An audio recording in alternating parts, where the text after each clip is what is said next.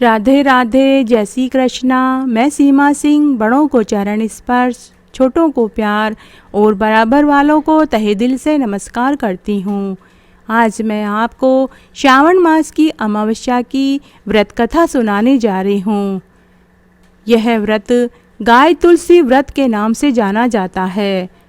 व्रत वाले दिन सुबह सूर्य उदय से पहले उठकर स्नान आदि करने के पश्चात गाय और तुलसी के पौधे की पूजा करनी चाहिए। इस व्रत में हरी साग सब्जी और अन्न नहीं खाया जाता। इसमें केवल शाकाहार ही किया जाता है। साथ ही हरे रंग के कपड़े और हरे रंग की चूड़ियाँ भी नहीं पहनती हैं। अगर यह व्रत कुंवारी लड़कियां करें तो उन्हें मनपसंद जीवन साथी मिलता है। निसंतानों को संतान सुख की प्राप्ति होती है और बुजुर्गों को बैकुंठ का वास मिलता है। आइए अब हम श्रावण मास की अमावस्या गाय तुलसी व्रत कथा सुनते हैं। एक गांव में एक ब्राह्मण दंपति थे। उन्हें एक लड़की थी। जब वह लड़की थोड़ी बड़ी हुई तो उसने मनपसंद पति प्राप्त करने के लिए गाय तुलसी का व्रत सावन की अमावस्या के दिन रखा, परंतु व्रत पूरा होने से पहले ही ब्राह्मण की लड़की की मृत्यु हो गई। ब्राह्मण दंपति बहुत दुखी हुए। उन्होंने इसे अपना भाग्य का दोष मानकर जीवन व्यतीत करने लगे। ब्राह्मण दंपति की वह कन्या कुछ समय के बाद खुमार के यहाँ जन्म लिया। खुमार पति पत्नी ने उसका नाम चंद्रावती रखा, क्योंकि वह बहुत खूबसूरत थी। चांद की तरह खूबसूरत दिखाई देती थी। चंद्रावती जब धीरे धीरे बड़ी होने लगी और जब उसको रजस्वाला आने लगी तो माता पिता को उसके विवाह की चिंता सताने लगी। एक समय की बात है, उसी नगर का राजा शिकार खेलता हुआ खुमार की झोपड़ी के सामने से निकला। उस समय चंद्रावती झोपड़ी के बाहर खड़ी थी। राजकुंवर ने जब चंद्रावती को देखा तो उसके रूप पर वे मोहित हो गए और उन्होंने उसके साथ विवाह करने की ठान ली। राजकुंवर ने अपने विवाह का प्रस्ताव अपने एक मंत्री के साथ खुमार के घर भेजा। तब मंत्री राजकुंवर के विवाह का प्रस्ताव खुमार के पास लेकर आए और खुमार से पूरी बात कही। तब खुमार दंपति ने कहा कि हम तो छोटी जात के हैं, क्या हमारी बेटी आपके घर की शोभा बन पाएगी? तब मंत्री ने कहा कि राजा को आपकी लड़की पसंद आई है। इसमें छोटी और बड़ी जात का कोई फर्क नहीं होता।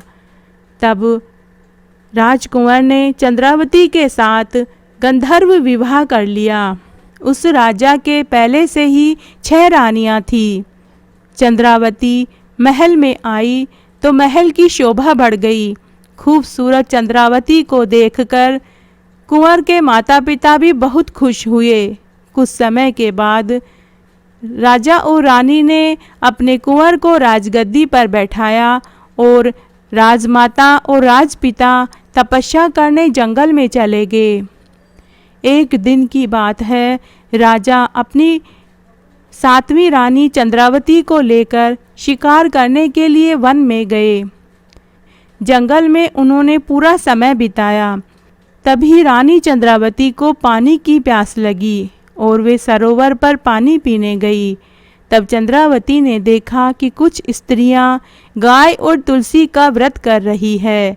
यह देखकर चंद्रावती को बड़ा अजीब लगा। उन्होंने उन स्त्रियों से पूछा तो उन्होंने कहा कि यह श्रावण मास की अमावस्या को किया जाने वाला गाय और तुलसी व्रत है।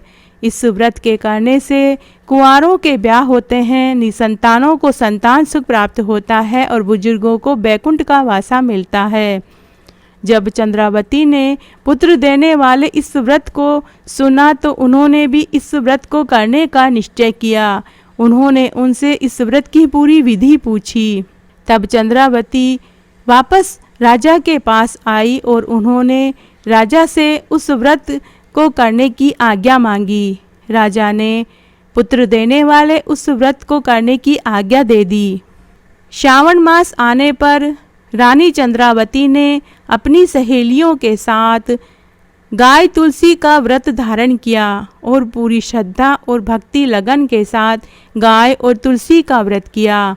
गाय को घास खिलाती और तुलसी के क्यारे में दिया बत्ती करती, शाकाहारी भोजन करती और पूरे व्रत का पालन करती। इस तरह कुछ समय बीतने के पश्चात ही रानी चंद्रावती को गर्भ ठहर गया। इस बात की जानकारी जब राजा को मिली तो राजा को बहुत प्रसन्नता हुई, क्योंकि राजा को अन्य रानियों से पुत्र सुख की प्राप्ति नहीं हुई थी।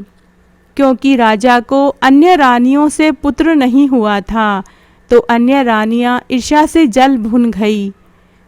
जब 7 माह पूरा हुआ तो राज्य की तरफ से रानी चंद्रावती के पिता को निमंत्रण भेजा गया, जिससे उसके पिता राजमहल में आए। रानी चंद्रावती के गरीब पिता को देखकर अन्य रानियां उसका मजाक उड़ाने लगी।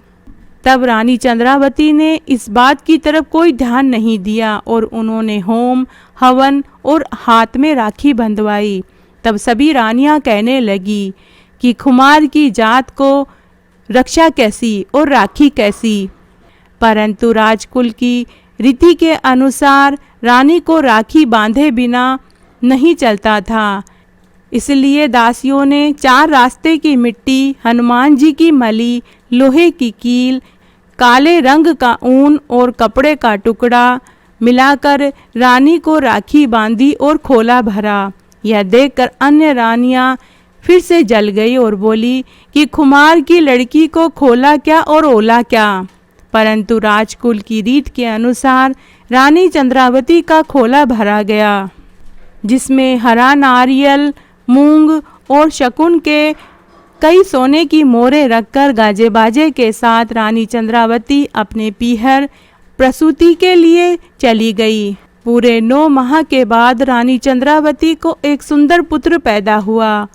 उसके बधाई स्वरूप राजा को फूल का दड़ा भेजा गया। यह देखकर राजा बहुत प्रसन्न हुए। अन्य रानियां फिर से जल भुन गई, क्योंकि वो सभी रानियां बांझ थी। उन्हें कोई औलाद नहीं हुई थी, क्योंकि वो राजा को औलाद का सुख नहीं दे पाई थी। समय व्यतीत होने लगा। समय पूरा होने पर रानी चंद्रावती अपने पुत्र को लेकर महल में आई। उसने अपने पुत्र का नाम चंद्रमौली रखा। चंद्रमौली धीरे धीरे बड़ा होने लगा। उसे देखकर अन्य रानियों को बहुत जलन होती थी। सभी रानियों ने इकट्ठा होकर राजकुंवर चंद्रमौली को मारने का षड्यंत्र रचा और राजकुंवर को मारने का एक उपाय बनाया।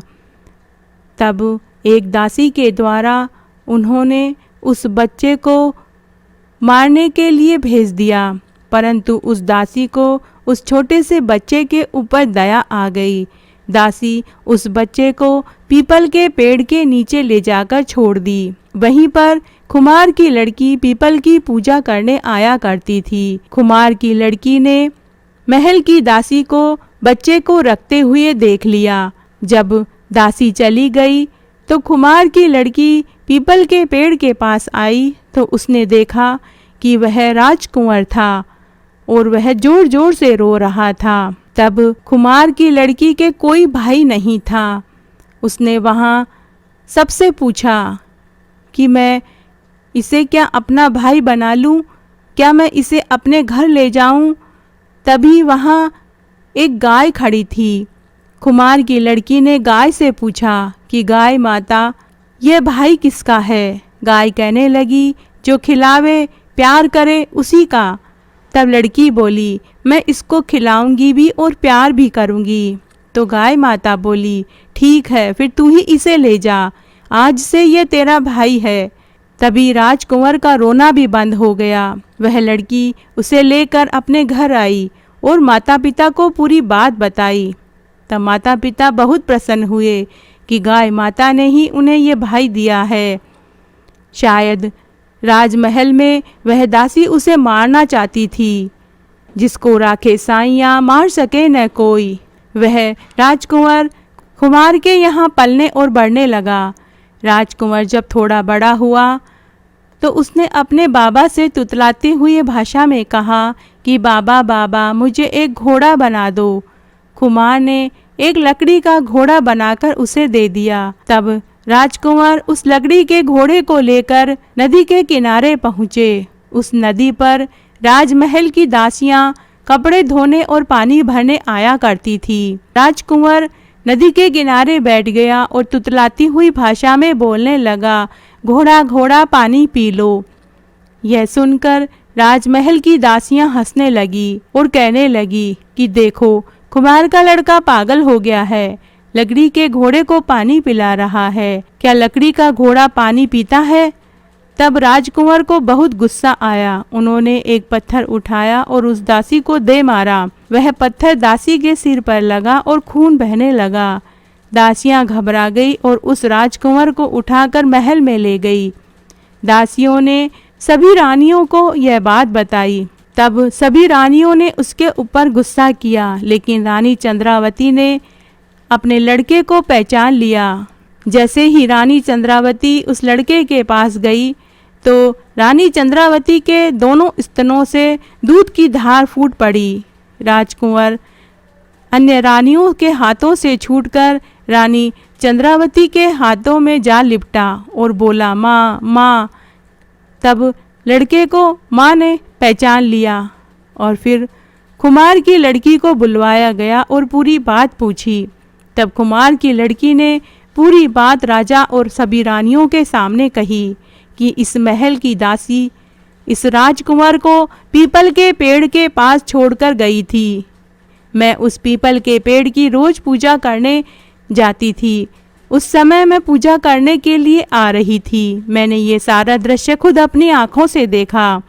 तब राजा ने सभी रानियों को सजा देनी चाहिए, परंतु रानी चंद्रावती ने राजा से प्रार्थना की कि आप इन्हें माफ़ कर दीजिए। सभी रानियां रानी चंद्रावती की उदारता पर मुग्ध हो गई और माफ़ी मांगने लगी। तब रानी चंद्रावती ने कहा कि आप सभी सावन मास में गाय और तुलसी व्रत कीजिए। इस व्रत को करने से आपको भी पुत्र की प्राप्ति होगी।